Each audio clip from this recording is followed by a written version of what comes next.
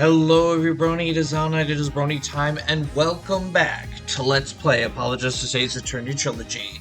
That's right, I am back to recording, and when we last left off, things aren't looking good for Athena. We proved Mr. Starbuck innocent, but now, well, she's about to be accused of murder.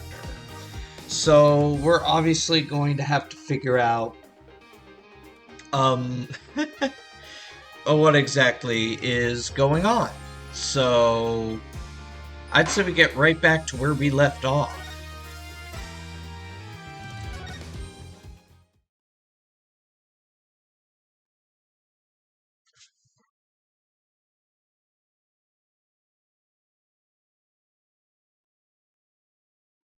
Turnabout tomorrow. Turnabout for tomorrow, actually. No one can escape their past.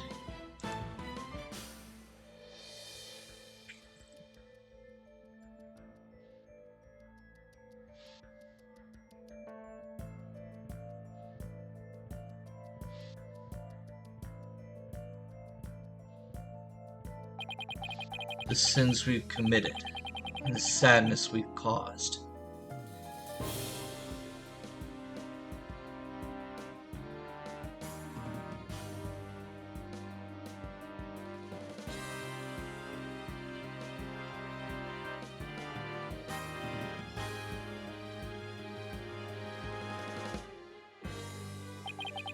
No matter how far we run, our past remains, as ever present as the moon in the sky. Okay, Phoenix, quit. We don't need to get that dramatic.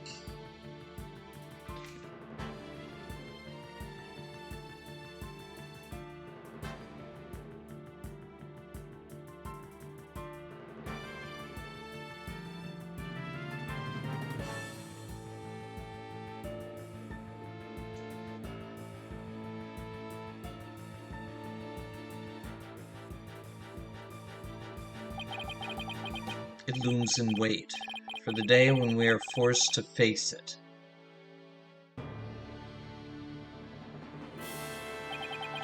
But only in doing so can we truly make peace and move on in hope towards tomorrow. We're going to be figuring out a lot of things.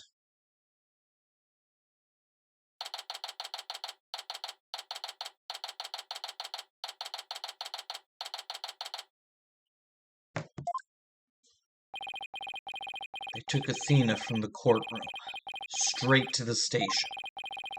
She's probably being questioned at this very moment.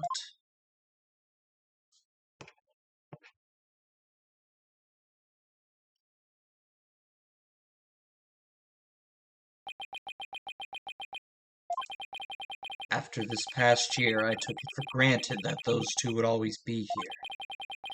Now Apollo has gone off on his own to seek his own truth. My pursuit of the truth only ended up with Athena becoming the new suspect. Some boss I turned out to be.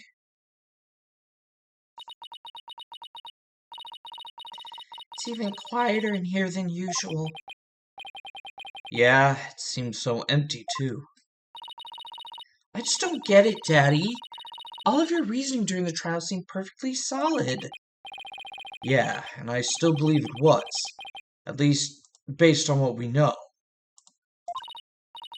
But now Athena is the one who's being accused.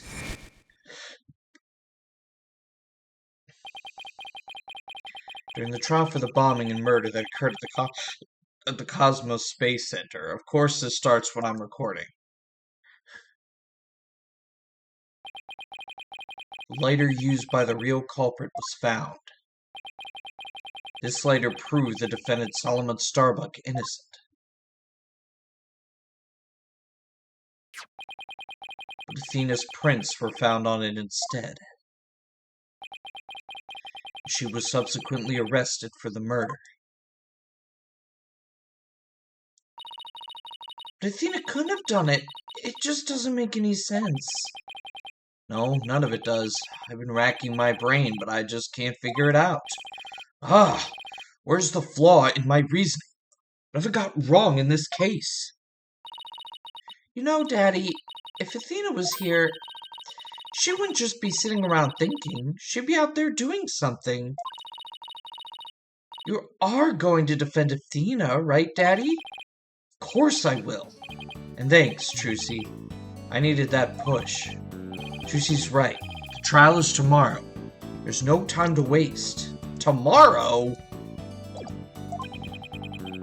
If I'm going to prove Athena's innocence, I'd better get out there and find some evidence. Off we go, then. We're on the hunt for evidence that'll prove Athena's innocence.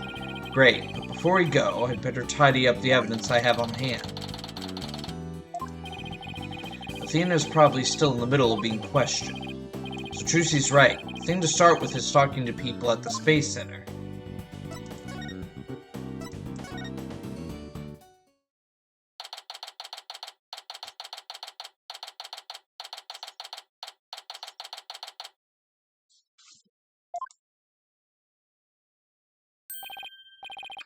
Director Cosmos, do you have a minute? Electric scooter! Full speed ahead! Director! He scooted away. His expression changed the instant he saw you, Daddy. Yeah, well, I dragged his name through the mud pretty good at the trial earlier today.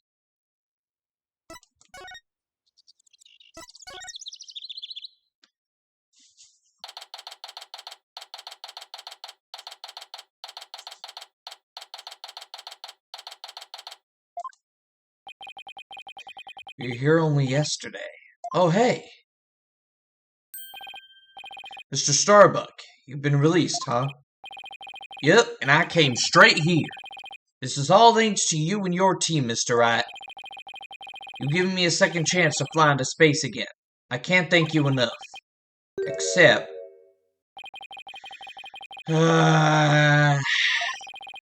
What's wrong? Thought he'd be happy to be acquitted. As I was coming out of the detention center, I saw Miss Sykes. He saw Athena? I was at a loss for words. I didn't know what to say to the poor girl. And then, you know what? She flashed a peace sign at me. Congratulations on your acquittal, she said. Now I can go back into space someday. Yeah, that sounds like Athena. I can just picture it. But I saw her eyes. They were red and swollen from crying. She's gotta be suffering. She must be so worried. And yet she went out of her way to be nice and give me that big smile. She held back her own tears so she could give someone else a smile. That's so Athena. There's no question about it. That girl is innocent. Please, Mr. Wright, you have to make sure she goes free. And then they can put me in prison instead. I don't mind. We can't have that either, Mr. Starbuck. Don't worry, Mr. Starbuck. I'm going to give her the very best defense I can. I promise to get her acquitted, just like I did for you. I know she'll be alright with you in her corner. I know you'll never give up on her. Apollo is a fine boss to look up to.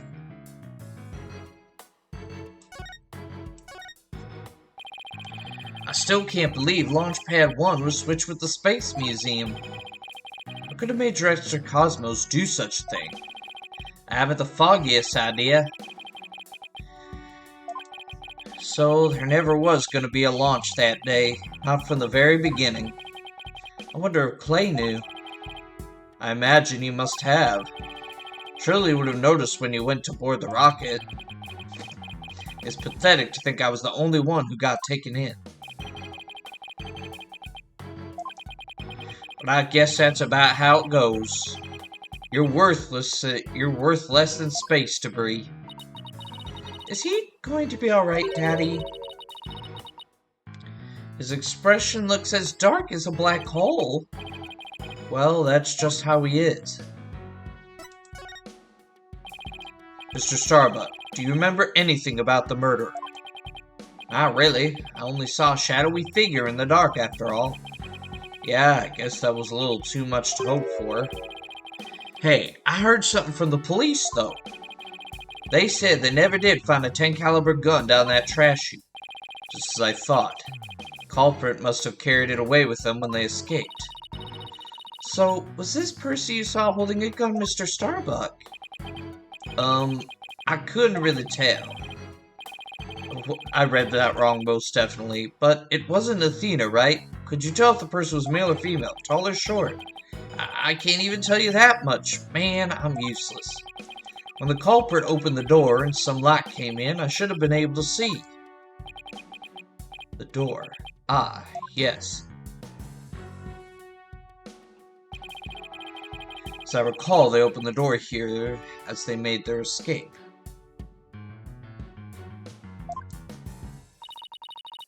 The door to Launchpad 1, right? Yeah, except that right now, the door leads to the Space Museum. You mean the Launchpad and the Space Museum are switched right now? Yeah, they're trying to investigate the theory you came up with in court. So they're recreating the conditions, huh? I'd like to see what's beyond that door now. Mr. Starbuck, could you open this door for us? Sure, just let me have my print scanned here.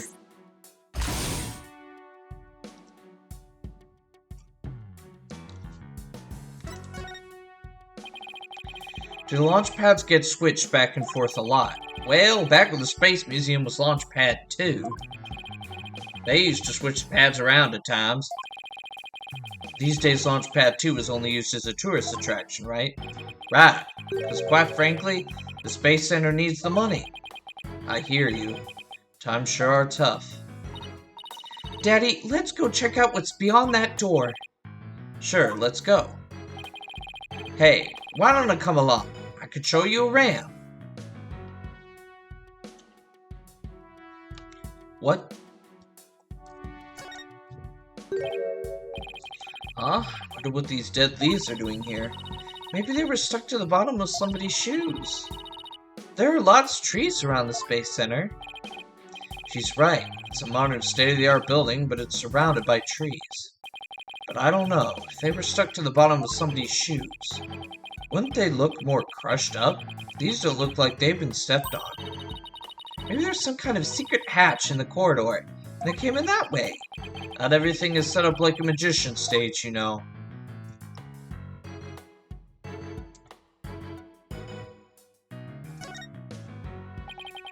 So this is another one of those devices for opening the door, huh?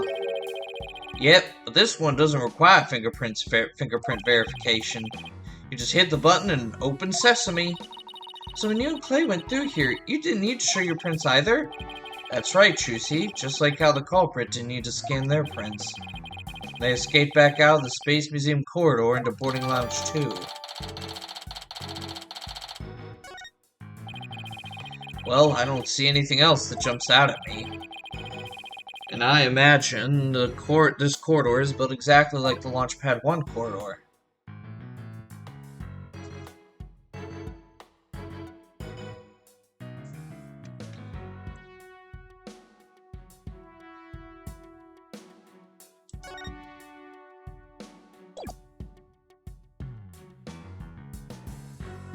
Okay, back to the Space Center, entrance, I guess. See if Mr. Cosmos is back there.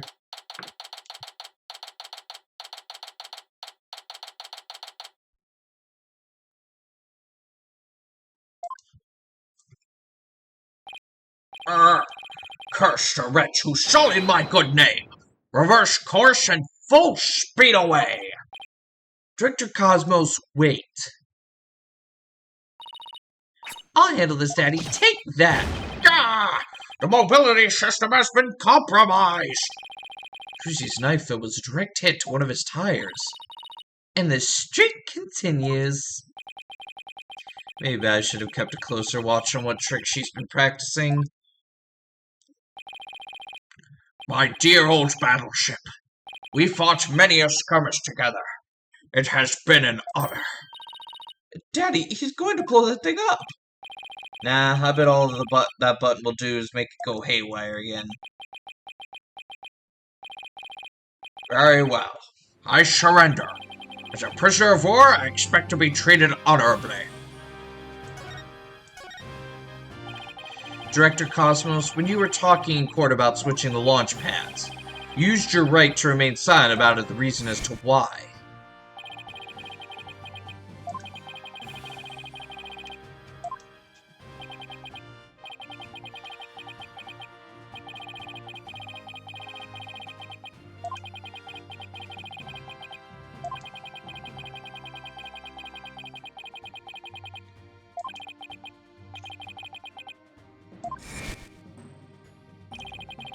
The center of the cosmos is shrouded in mystery, but I don't have any secrets left. Now that my battleship has been destroyed and I've been taken prisoner.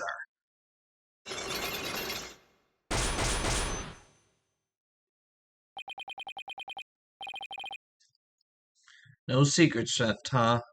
I beg to differ. Looks like I'll have to undo his psyche locks if I want to get to the bottom of this. Take that!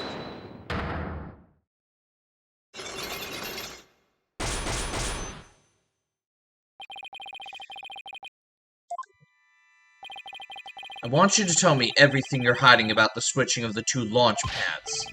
I refuse. You can't make me. I can hold out longer than anyone. Hope I never get like this when I'm old. Now let's see. Where to start? This is how you explained your motive for switching the launch pad. You did it to save the astronauts. Thanks to you switching the launch pads, the astronauts escaped injury from the blast. Instead, they safely boarded the museum's rocket far away from the actual explosion. My astronauts were raring to go out on an authentic adventure in space. I propose I had to board a fake rocket without them noticing. I agree, you couldn't have done it without help. For one, they would have figured it out the instant they stepped into the Space Museum. You figured you could fool Mr. Starbuck once he'd been drugged with his medication, but without the help of this person, it would have been impossible to pull your plan off. Take that! Clay had to have been a part of it. You must have gotten Mr. Terron to help you. He stole the tranquilizers from his mentor's locker and slipped them to him. And then, with Mr. Starbuck in a daze, they boarded the replica rocket in the museum. Someone please help this poor prisoner of war! How was he able to spin around like that? If you really wanted to save the astronauts' lives, shouldn't you have just called off the launch? If I could have done that, do you think I would have gone to all that trouble? Yes, he must have had a compelling reason why he couldn't call it off. But how did you know to switch the launch pads in advance of the bombing incident? Well, that's because I was warned in advance. Once I received that warning, it was my duty to ensure my astronaut safety. But it was just a warning. It could have even have been a prank. Why did you believe in it so completely? Because I went to one of those mediums that everyone's talking about these days. Oh, I didn't realize channeling was back in vogue. Besides, I thought it was yourself that got the warning via telephone. Yes, that's right. The bomber contacted me personally.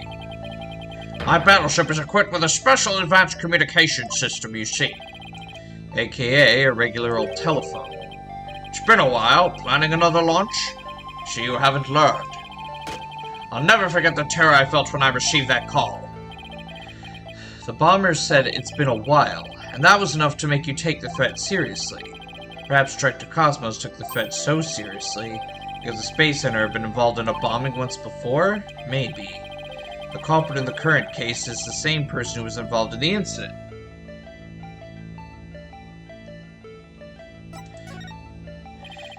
The Hat One Miracle, that epic story of survival. People across the nation know it now as a heroic tale of bravery. But in truth, it was an act of sabotage, perpetrated by our current killer, wasn't it? Very few knew about the previous plot, so when the caller said it's been a while, you knew beyond a shadow of a doubt that the danger was real, and it wasn't a prank.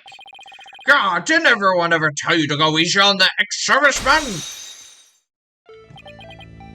Yes, the Hat One Miracle was really a desperate battle against an act of sabotage.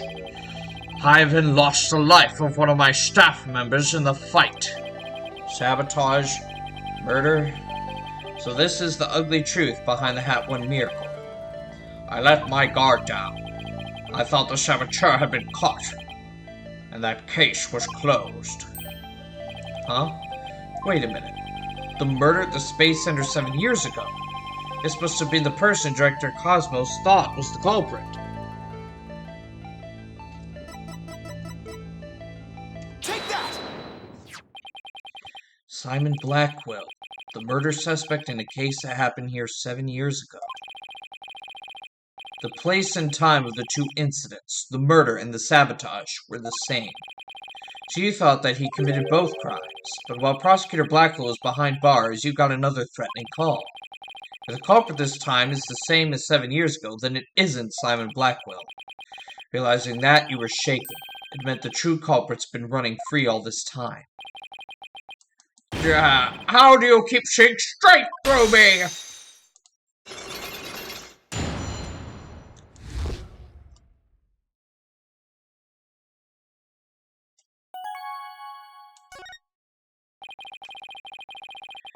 Reason why Director Cosmos won't talk about why he switched the launch pads is connected to the truth behind the Hat 1 miracle.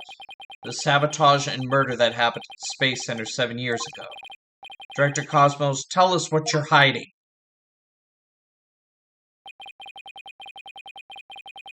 Do you really want to understand the reason I decided to switch the launch pads? We'll have to start with the story of that horrible nightmare. That horrible nightmare from 7 years ago. 7 years ago? You mean the so-called Hat 1 miracle?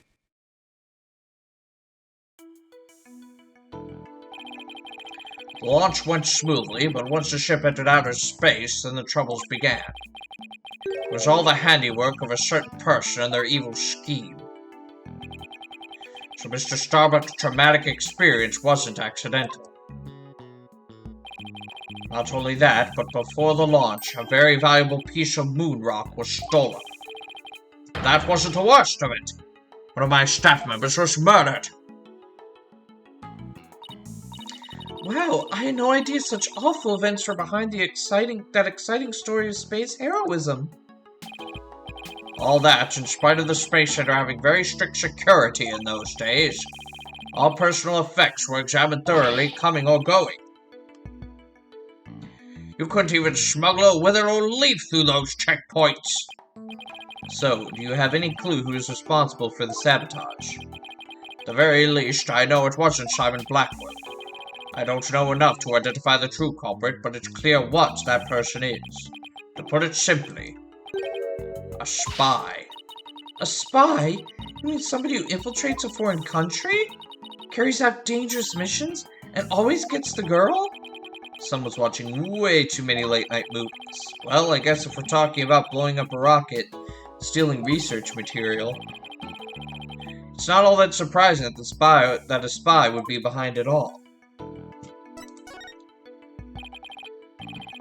Make no mistake. There's cutthroat rivalry between nations in the space research and development race. Some try to outdo others by any means possible, even deliberate obstruction. 7 years ago, we caught a call before the launch warning us of a sabotage. Same MO as this time. Yes, and here I thought the perpetrator had been caught, but it looks like I was wrong. Prosecutor Blackwell seems more like a ninja than a spy, don't you think? Are ninjas and spies basically the same thing? There's a good reason we failed to find the real spy. A massive cover-up by the government. Government officials were too embarrassed to admit that they had allowed such a thing to happen at the hands of a spy. Don't tell me they made the police rush the investigation. They did indeed. Then to cover up the sabotage, they cleared up the story. And that was the Hat 1 miracle, wasn't it? But then 7 years later, the same advance warning of sabotage. That must have been the director's reason for switching the launch pads. 7 years ago, the spy gave you advance warning of their plans, just like this time. That was what made you decide to switch to launch pads, wasn't it? That's right. Cullen knew the facts of the case 7 years ago, despite the cover-up. They knew about the sabotage, the moon rock, the murder, and they said, "You don't want things to go like they did 7 years ago, do you?" I immediately thought of calling off the launch, but the government wouldn't let me. We don't give in to the likes of terrorists. We must proceed for our country's honor. It was quite a moving speech, actually. Moving? Really? Maybe if you're easily inspired by political talking points. But I knew the truth. We had been warned, which meant that the danger was very real. I knew there was no way to stop the spy. No matter what I did, they would find a way. That's why I switched to launch pads and staged the moving rescue scene. First, I snuck into the center the night before and switched to launch pads. That way, the astronauts would go from boarding lounge 1 to the Space Museum. Then I put a closed for repair sign at the door to launch pad 1 and boarding lounge 2. You did that so normal visitors wouldn't enter, right? What else did you do? What else did you do? I enlisted the help of several staff members, including Tehran. But you didn't let Mr. Starbuck in on it? He'd already been through enough, and he's no good at lying to keep a secret. I'm afraid I had no choice but to have him drugged. My plan went well until... Excuse me? Clay's murder, huh? After the culprit made their escape, I switched the launch pads back. I did it in such a way that no one would find out, but after all that effort, Tehran is dead and the Hat 2 is destroyed. And the Hope capsule, which had returned to us only recently, was also lost in the blast. My home, the center of the cosmos. My beautiful Cosmos Space Center is done for! Wait, what did he mean by the Hope capsule was lost in that blast? I thought that the Hope capsule was found at the crime scene with Mr. Tehran. It had just been brought back by the Hope space probe with asteroid samples inside.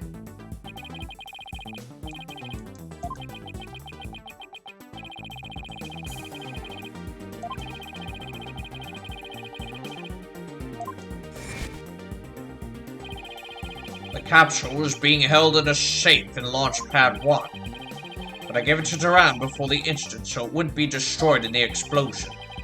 The idea was that, with it safely in Tehran's possession, he could make it look like he rescued it during the staged miraculous escape. But our precious research materials ended up lost to that explosion anyway.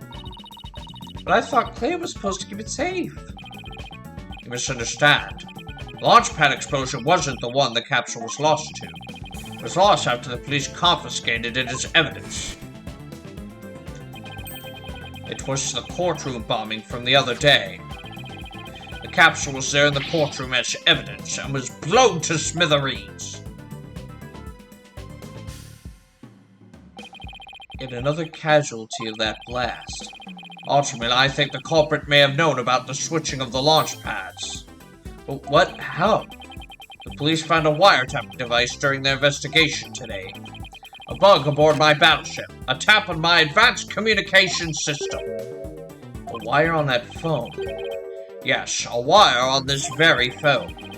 I use this phone to give instructions to my staff about the launch pad switch. Just to the few select members who knew about the plan. Just before the incident, staff members were coming in and out of Launch Pad 1. The culprit probably slipped in with them amid the confusion. And planted the bomb then. Yes. If they were tapping your phone, they definitely could pull something like that off. So you really think the same spy is behind the incident and the one 7 years ago? Yes, I'm sure of it. Then this spy must be the phantom Prosecutor Blackwell has been chasing.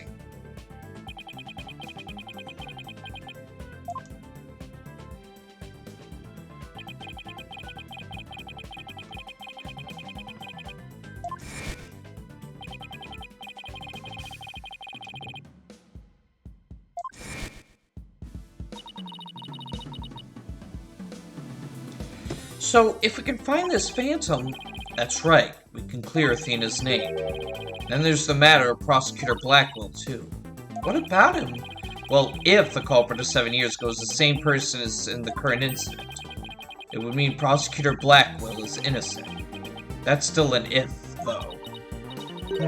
I wonder how dangerous that guy would be in court without handcuffs. But if we're going on a ghost hunt, count me in. It's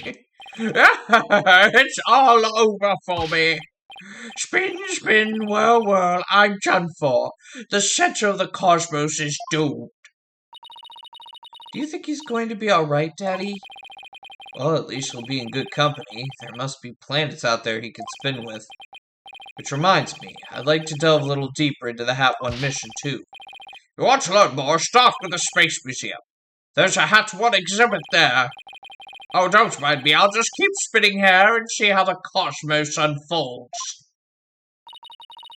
It's like he achieved spiritual enlightenment or something. Sure he'll stop when he gets dizzy. Let's go visit the Space Museum.